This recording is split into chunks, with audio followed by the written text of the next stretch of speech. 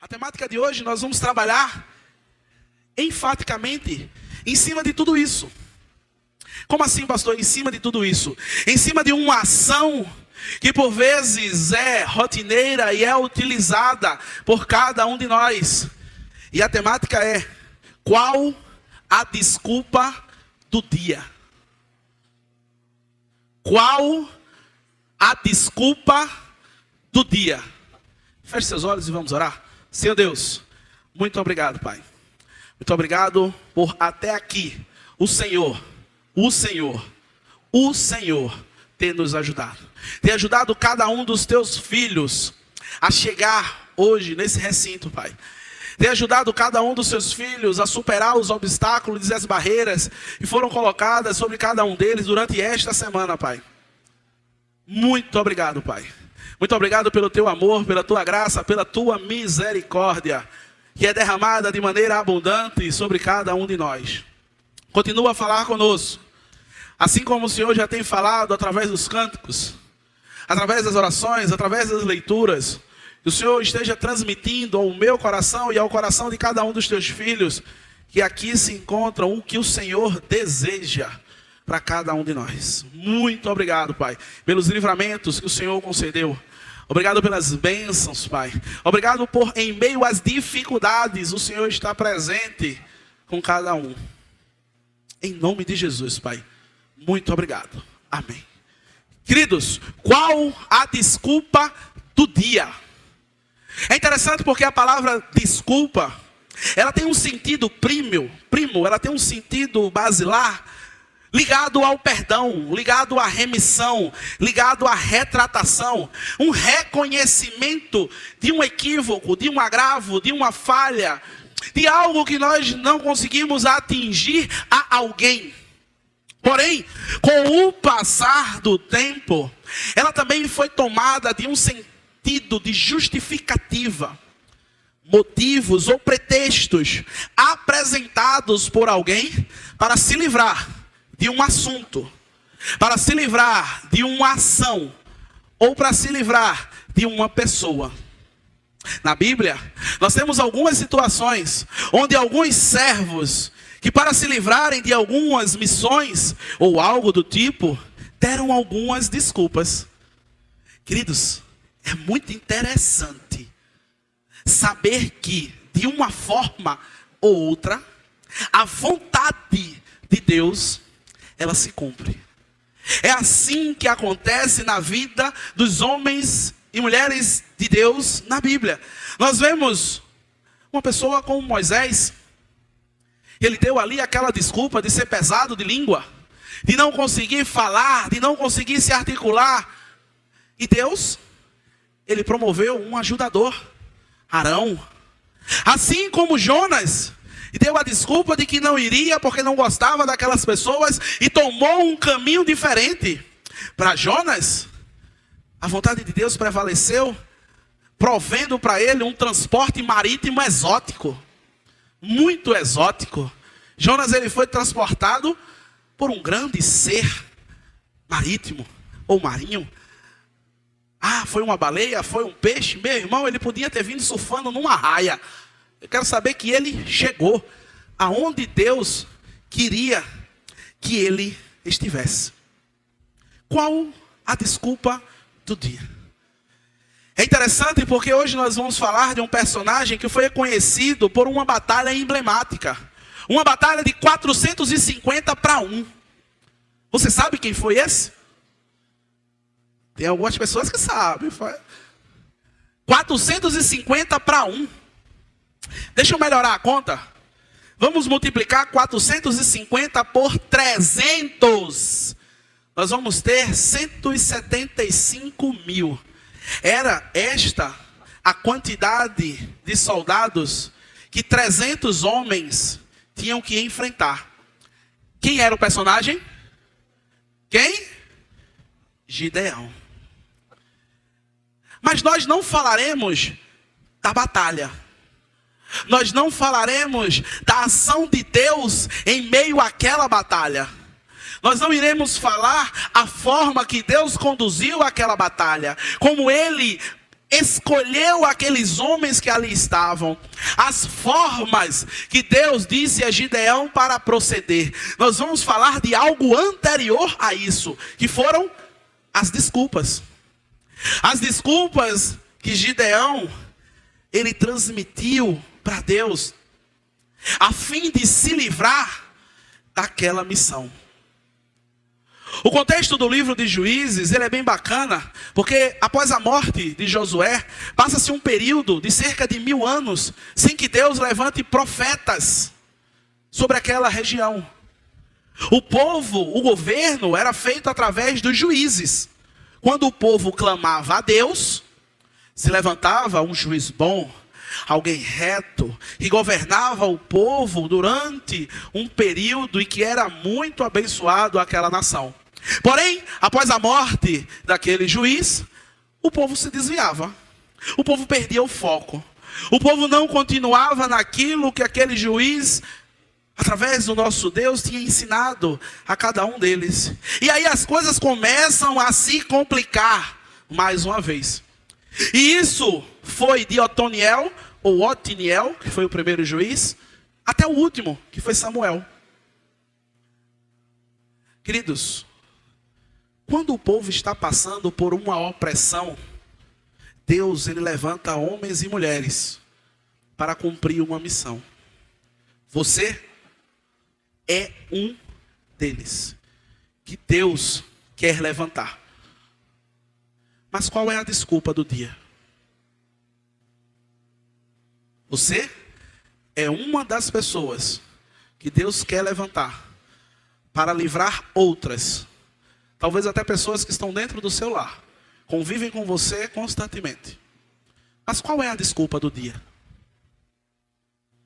Gideão, ele estava nas terras da sua descendência, estava nas terras das pessoas que eram da sua família, trabalhando, debulhando o trigo. Algumas pessoas e algumas traduções dizem que ele estava malhando o trigo, era batendo ali para separar o trigo do joio. E é interessante porque ele estava fazendo aquilo e já estava pronto para esconder. Porque o povo passava por uma opressão tão grande que eles tinham que esconder as comidas. Eles tinham que esconder tudo aquilo que a terra produzia. Porque se ele não escondesse, os midianitas, eles vinham e roubavam, saqueavam. Ele tinha que estar sempre ali, guardando, ligado. Como diz aí fora, com um olho no padre e outro na missa. Queridos, e é nesse momento que Deus o chama. Lá em Juízes, no capítulo 6 e no versículo 12. O texto diz assim: o anjo do Senhor apareceu a Gideão e disse: o Senhor está com você, guerreiro corajoso. O Senhor está com você, guerreiro corajoso. Porém, queridos, como resposta, nós vamos aqui identificar a primeira desculpa que Gideão, ele transmite para cada um de nós. A primeira desculpa que ele dá é a descredibilização. A primeira desculpa que Gideão dá é a dúvida. A primeira desculpa que ele dá é o confronto. A primeira desculpa é o questionamento. No versículo 13, Gideão responde: meu Senhor, se o Senhor está conosco, por que nos acontece tudo isso? E onde estão os milagres de que os nossos antepassados nos falavam? Acaso não disseram, o Senhor nos tirou do Egito? Agora, porém, o Senhor nos abandonou e nos entregou nas mãos dos midianitas. Queridos, talvez Deus está nos chamando em um momento de dificuldade, em um momento de aflição. E aí às vezes a nossa desculpa, a nossa fala para Deus é: se o Senhor está comigo, por que isso está acontecendo?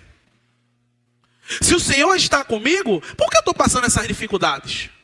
Se o Senhor está comigo, por que o meu filho não se converte? Se o Senhor me quer tanto nas missões, por que Ele não concede uma bênção especial que eu tanto peço? Às vezes, queridos, a desculpa que nós damos é assim como Gideão, em descredibilizar aquele que chama, em duvidar daquele que está trazendo luz às nossas vidas. Mas é interessante, queridos, porque Deus Ele é tão grande, e nós somos pequeniníssimos, que não conseguimos entender as bênçãos dEle para nós. Ana, ela queria o quê? A jovem Ana, ela queria o quê?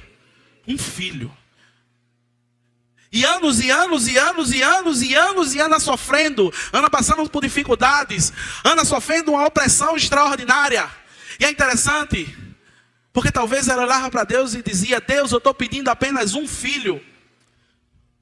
Mas Deus olhava para ela e dizia assim: filha, eu não quero te dar só um filho, eu quero te dar o filho. E Ana deu à luz a Samuel, um dos maiores profetas que já existiram. É interessante, queridos, porque por vezes nós queremos que Deus nos dê o governo da nossa casa. Mas às vezes Deus não quer nos dar apenas o governo da nossa casa, Ele quer nos dar o governo de uma nação. Assim como Ele fez com José. José, quando ele decifra o sonho daqueles que estavam com ele, e teve o copeiro que foi liberto, ele disse: ei, quando tu chegar lá no rei, se lembra de mim. Lembra que foi eu que te tirei daqui. E ele sai. Ele lembra de José imediatamente.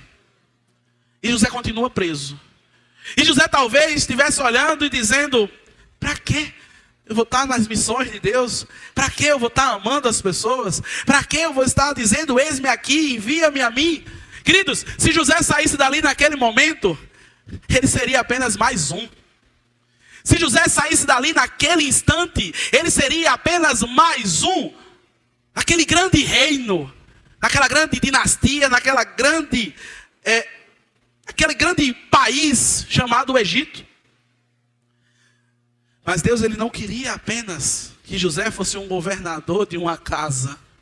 Deus, Ele queria que ele fosse o governador de toda aquela nação.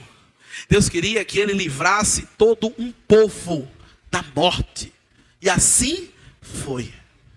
Queridos, Deus por vezes não quer apenas uma igreja. Deus por vezes não quer apenas uma rua. Ele quer toda uma nação. Como assim?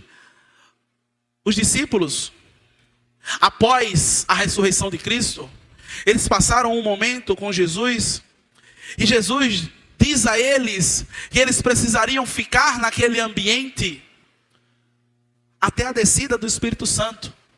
E quando eles fossem revestidos de poder, eles iriam testemunhar em Jerusalém, na Judeia, em Samaria e até aos confins da terra. Massa!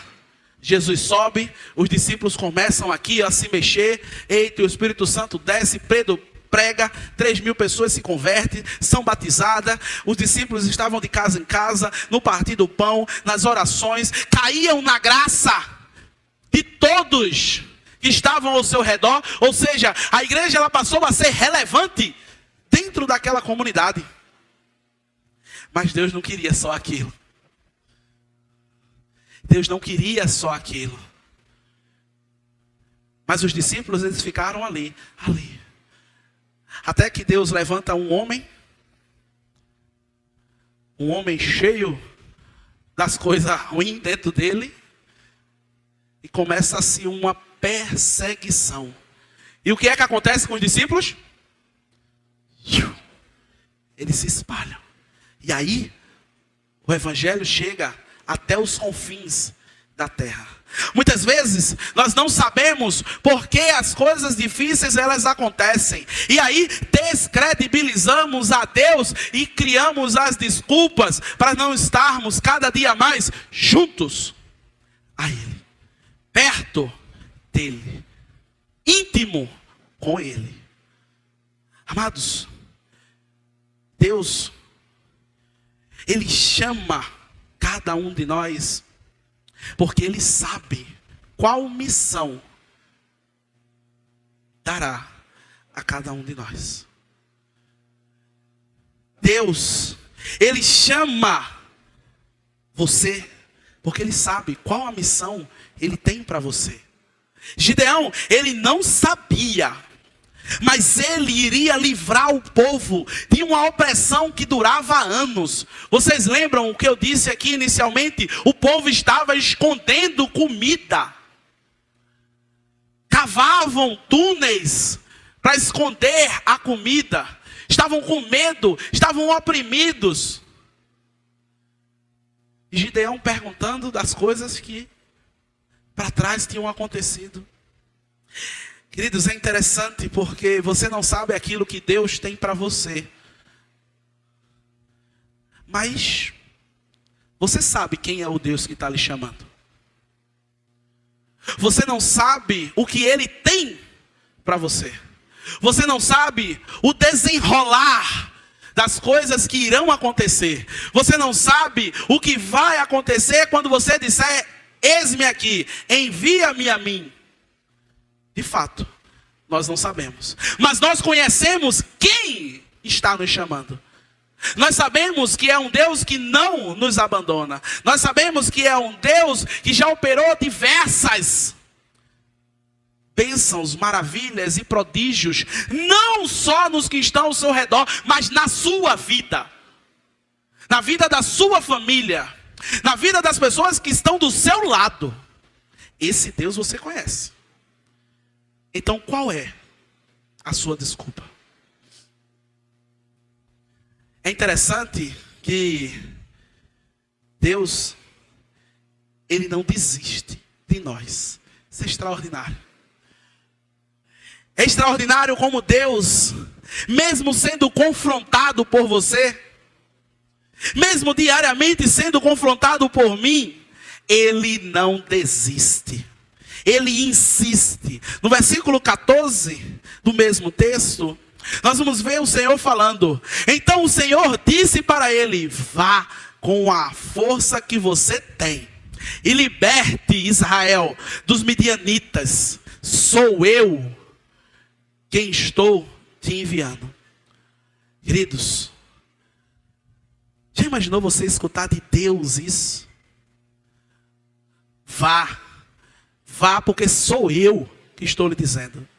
Já imaginou o dono da empresa, talvez ao qual você trabalha, o cara maior que tem um procedimento lá na empresa, e ele diz: vá, sou eu que estou mandando. Se der BO, foi eu. E ainda assina um documento aqui e carimba. Veja que coisa interessante. Deus, Ele diz a cada um de nós: vá com a força que você tem. É interessante e talvez difícil Ele dizer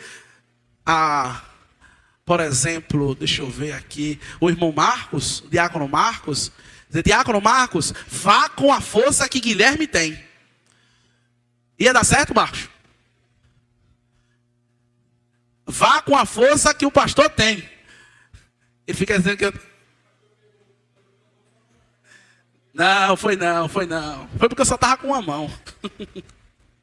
Queridos, Deus, Ele diz: vá com a força que você tem. Às vezes nós queremos estar fortes. Nós queremos estar de pé. Nós queremos estar bem. Nós queremos estar viçosos, vigorosos, cheios. Mas Deus, quando Ele te chama, Ele diz: vá com o que você tem. Por quê? Porque sou eu que estou te enviando. Mas no meio disso, Gideão vem com a segunda desculpa. E agora, ele não foca mais em Deus. Porque ele viu que ele perdeu. Ele viu que ele perdeu, né? Ele viu que ele perdeu, ele disse: não vou focar em Deus mais não, mas eu vou dar outra. Vou dar outra desculpa aqui. Ele foca nele. Ele diz: não, agora eu vou focar em mim, né? E o versículo 15 ele diz: mas Senhor... Eu fico imaginando Gideão falando com um anjo, rapaz. Ele olhando assim: mas Senhor, como eu posso libertar Israel? Cheio de bronca. O meu clã é o mais fraco de toda a tribo de Manassés. E eu sou o menos importante de minha família. Muitas vezes nós dizemos isso. Eu já disse isso. Quando eu recebi o meu chamado para ser pastor, o mais que eu dizia era isso: como é que eu, troncho, do jeito que eu sou, eu vou ser pastor? Aqui um jovem que me conhece desde os meus 12 anos de idade, meu amigo ali, José Nilton. Nós temos um outro amigo em comum chamado Marquinhos, que eu estava entrando na igreja de Cruz de Rebouças, ele gritou de longe: ei! Eu disse: misericórdia, quem morreu? Ele disse: tu vai fazer o quê? Eu disse: eu vou para a igreja. Ele disse: vai não, macho. Se tu passar pelaquela porta ali, tu explode. Tanto pecado. Eu digo: misericórdia. Foi esse que Deus chamou. Exatamente assim como você, que olha para o chamado de Deus e se acha inadequado, se acha fraco, ou talvez se acha muito forte, muito cheio de si. Queridos, muitas das vezes, esse tem sido o nosso subterfúgio, em afirmar que somos falhos, somos fracos, somos inadequados. Eu não consigo.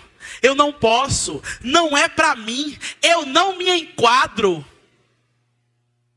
E com isso, passamos a nos afastar daquilo que Deus, que o Senhor quer para cada um de nós.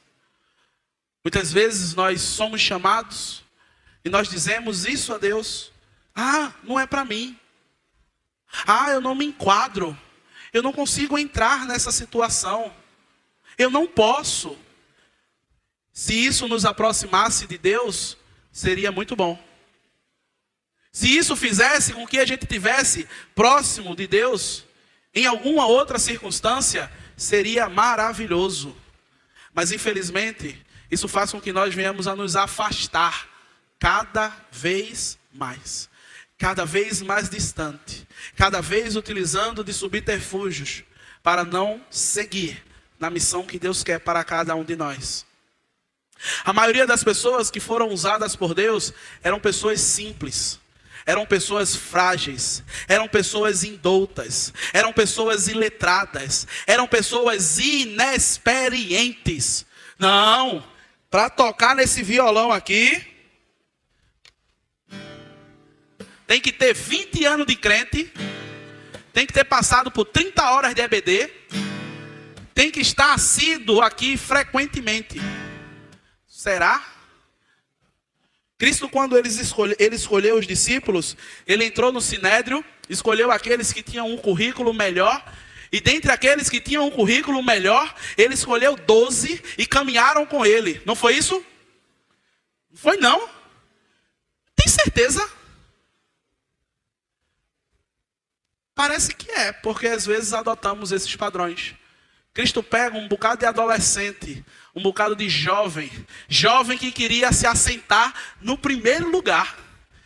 Jovem que chegava ali para o outro e ficava: olha, sou eu que vou chegar primeiro, sou eu que vou me assentar. Às vezes algumas literaturas bugam a cabeça das pessoas em colocar discípulos barbudos, velhos. Não. O mais velho que existia ali era Pedro. O resto tinha tudo de 18 para baixo. Inexperiência. Pessoas indoutas.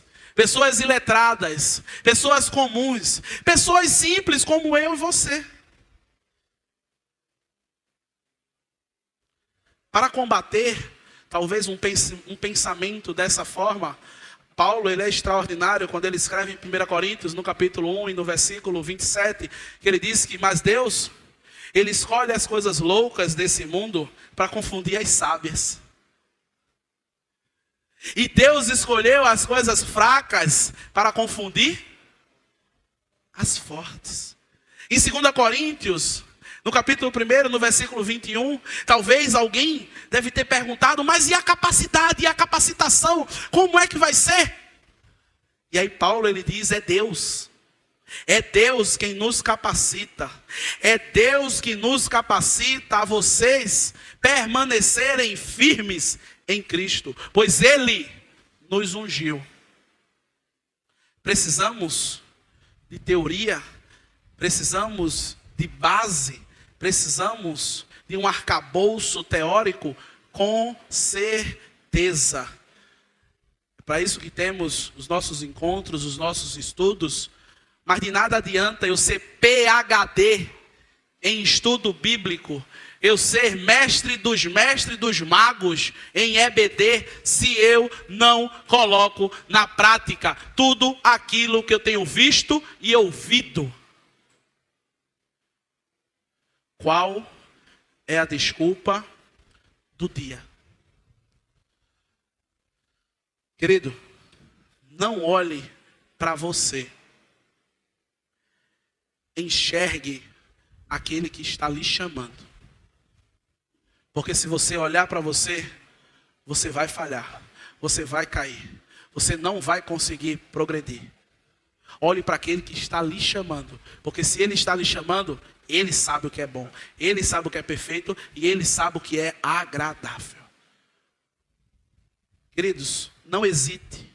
Não hesite. Apenas continue. Deus afirma no versículo 16, certamente estarei com você. Isso é maravilhoso. Certamente estarei com você, disse o Senhor, e você destruirá os midianitas, como se estivesse lutando contra um só homem. Queridos, avance. Não olhe para as dificuldades. Porque se você olhar, assim como Pedro, você vai afundar. Pedro ele foi ousado. Muitas vezes as pessoas criticam Pedro por ter afundado, mas Pedro foi o único que foi ousado o suficiente para sair do barco. Pedro foi o único que colocou os pezinhos para fora.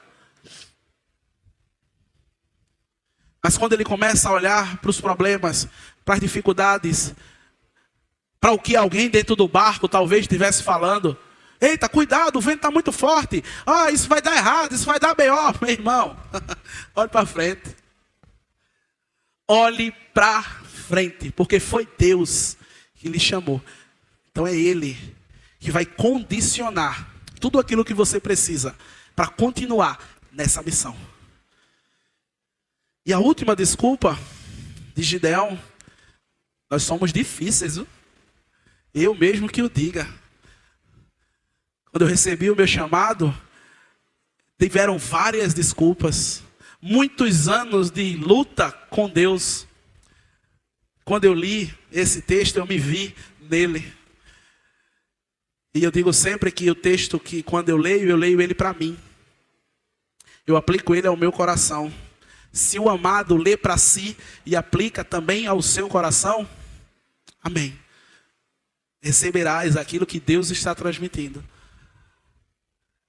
Mas Gideão ele não desiste. Ele é ali, ele é o bichão mesmo.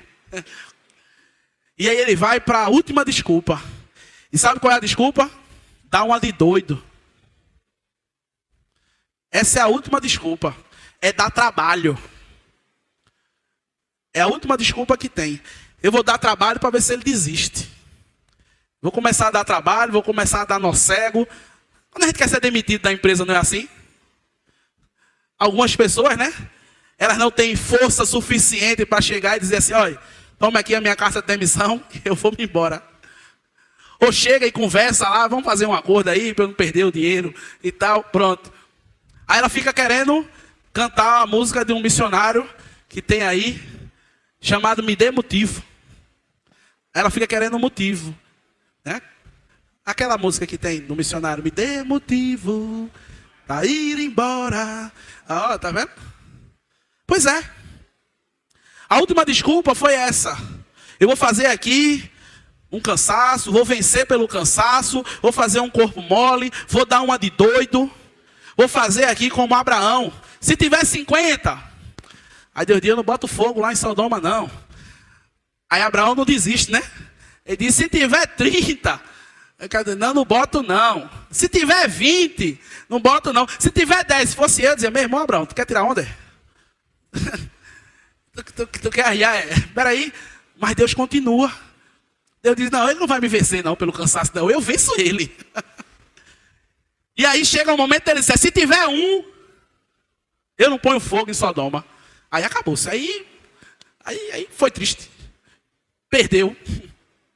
Essa foi a última desculpa de Gideão.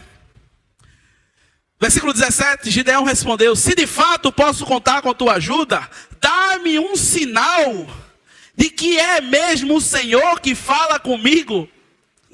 Vou te dar mais um trabalho aí, o Senhor já está na minha frente. Já está falando comigo, já está me dizendo tudo, já está tocando no meu coração. Mas eu vou dar mais um trabalhozinho para você, para ver se você desiste. Dá-me um sinal. E aí eu vou perguntar, você quer mais um sinal? Você quer mais um? Não é possível. Mais um? Mais um sinal que é Deus que está te chamando, que é Deus que está te condicionando, que é Deus que quer você perto, que é Deus que você quer cada vez mais, abraçando aquilo que Ele colocou para você. Mais um sinal? Tá bom. E Deus dá mais um sinal a ele. Queridos, Deus ele já vem há anos falando, há dias, há meses, há horas, falando, chamando, buscando estar cada dia mais perto de você. Porém, as desculpas sempre são, agora não. Lembra daquele dia que você disse que precisava se formar? Ah, eu preciso me formar. Quando eu me formar... Ou talvez naquele momento que você disse, ah, é na próxima liderança. Na próxima. Quando virar. Quando virar, nessa daí eu vou. Talvez foi naquele momento que você disse, espera eu me casar. Espera passar aí esse momento. Depois que eu me casar, que estiver mais estabilizado. Ou não, deixa eu arrumar um emprego. Agora, quando eu arrumar um emprego, vai ser massa. Eu vou estar com dinheiro, vou estar... E aí, cadê? Cadê? Cadê? Ah, não, deixa eu me aposentar. Quando eu me aposentar, eu vou ter tempo. Vou botar meu saláriozinho no bolso, vou estar estibado, vou estar ali bem. Quando eu me aposentar, vai dar tudo certo. E aí? Não. Deixa eu ficar melhor. Eu estou muito doente. Eu estou passando por umas dificuldades. Estou doentinho. Certo? E aí? E aí? Você já está bom. E aí? Não, calma. Deixa os meus filhos crescerem. Eles são muito pirrototito. Deixa eles crescerem. Eu tenho que estar dando muita atenção ali a eles e tal. Cresceram.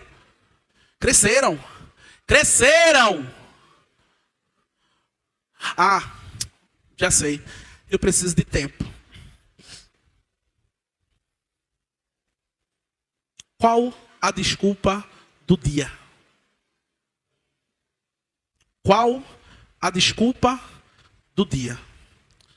É interessante saber, queridos, que mesmo depois de todas essas desculpas, Gideão entendeu que era Deus que estava falando com ele e partiu para uma jornada de batalhas e vitórias.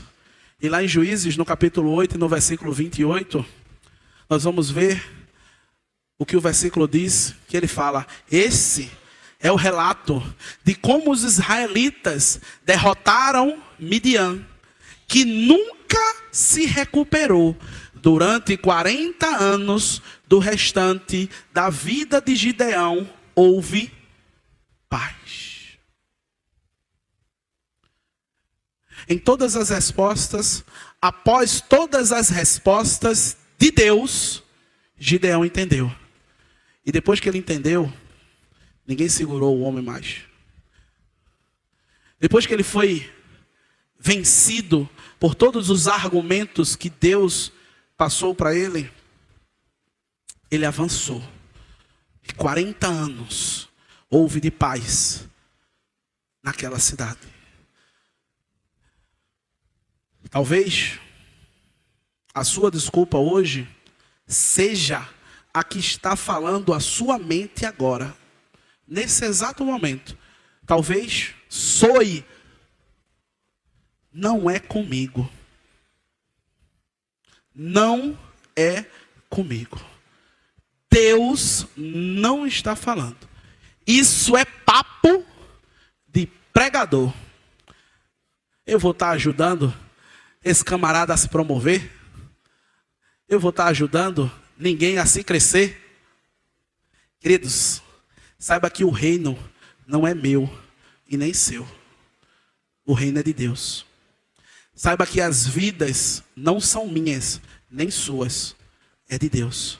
Saiba que as pessoas que estão lá fora clamando, elas precisam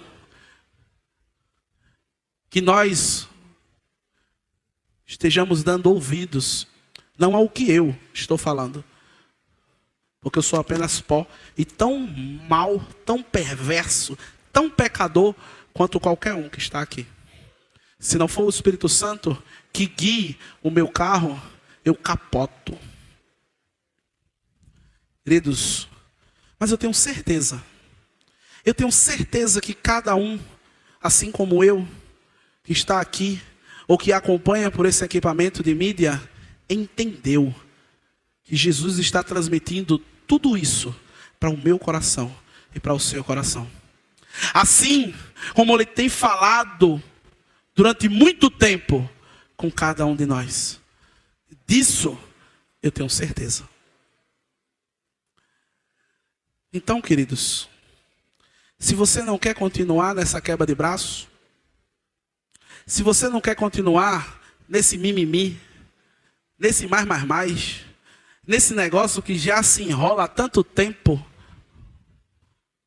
afirme a Deus, aí onde você está, que tudo que você é, que tudo que você tem, você entrega a Ele. Diga a Ele: eu me entrego a Ti, ó Pai. Eu vou me render aos Teus pés. Vou me lançar. Eis-me aqui. Usa-me. Afirme a Deus: usa-me, Senhor. Estou aqui. Não quero mais duvidar. Não quero mais dar desculpas. Eis-me aqui. Eu não sei como vai ser. Eu não sei como vou desenvolver. Mas eu estou aqui. Usa-me. Queridos, saiba que se vivo hoje estamos aqui, foi porque Ele, amém? Ele decidiu te amar. Se vivo estamos hoje aqui, foi porque Ele decidiu nos amar. Foi porque Ele tem e continua a ter algo para mim e para você. Muitas vidas se foram no ano de 2020, no ano de 2021. Mas você permaneceu. Mas você aqui está. Não desperdice a oportunidade de vida que Deus lhe deu. vamos cada vez mais deixar as desculpas de lado e vamos dar as mãos, porque um reino dividido ele não prospera. Vamos dar as mãos e vamos saquear o inferno, ganhando almas para Cristo, almas que estão lá, aguardando os que estão aqui. E através da tua vida, todo joelho ele se dobra e as línguas elas vão confessar Jesus Cristo como nosso Senhor. Medite na letra desse hino.